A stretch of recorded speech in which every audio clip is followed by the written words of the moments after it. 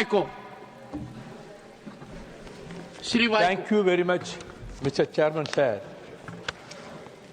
For the past 40 years, 843 fishermen have been attacked and killed by the Sri Lankan Navy. On January 25th, within 45 days, on January 25th, 34 fishermen in 3 fishing boats from Rameswaram were arrested by the Sri Lankan Navy on charges of fishing across the border and were imprisoned in Jaffna. They were produced before the Kilinochchi court and fined lakhs of rupees. Those who could not pay the fines have been re-imprisoned by the Sri Lankan government. On 2nd February 25, more than 1,000 fishermen went to sea in numerous fishing boats. Among them, 10 fishermen from Tangachimadam were fishing a fishing boat off the Gulf of Mannar when the Sri Lankan Navy arrested them and confiscated the fishing boat. On February 19th, the Sri Lankan Navy again arrested 42 fishermen for crossing the border and imprisoned them. 8 boats were also confiscated. I would demand action should be taken to stop the inhuman actions of Sri Lankan Navy, which wants to destroy our fishing industry. So what for our Navy is sitting like a lamb duck in the ocean? What for? We are also taxpayers to the Indian government. Yes. The Tamil fishermen are the orphans. Are the orphans of the world. Every 40 years, 843 fishermen have been killed by the Sri Lankan Navy. And our Honorable Finance Minister also spends their time, meets them. Mr. Jaishankar meets them. For what purpose our Prime Minister is going to Sri Lanka? To express condolences to the Sri Lankan government and the Navy. What for he is going? Every day, no day passes without any attack. Even today, in Rameswaram, Tangachimadam, thousands and thousands of fisher women and men are struggling and they are demanding justice from the government of India.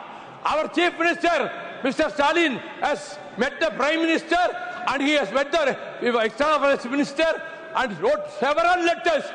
But all are going to the dustbin. This is the way in which the Delhi government, the central government, is treating the people of Tamil Nadu, the citizens of India, fishermen. And hereafter at least, you don't go there. You call them here. Unless you stop this, whether any one time the Indian Navy fired any single shot when they came in, they never cared for them. The Sri Lankan Indian Navy people are collaborating with the Sri Lankan Navy officials. This is going on. Therefore, in whole of Tamil Nadu, we feel we have become totally orphaned by the treatment of the Indian government. I am so thankful you did. Thank you, Mr. Vaiko. Madam, please. Senior member Vaiko speaks a lot with emotion, and we are sympathetic and we understand his concern. But just that one line, which I think he said with anger, should be reconsidered. It's not right. Indian Navy collaborates with the Sri Lankan Navy to harass our fishermen. Please. We will make all efforts. In fact, I'll take this opportunity to remind this August House that in 2014, this is a response to 0 hour. Whichever member said that, I would submit to you.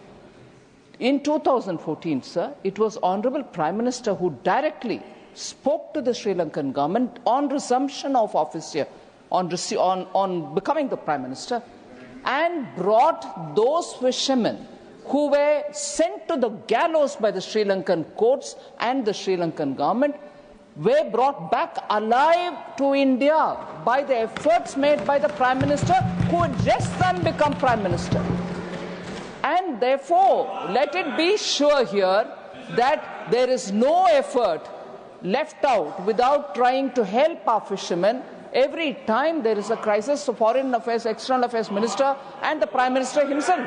I fully recognize the concern of Vaiko, but on this one line, I would seek the chairs, to remove that line. That's not done. Yes, it will be removed.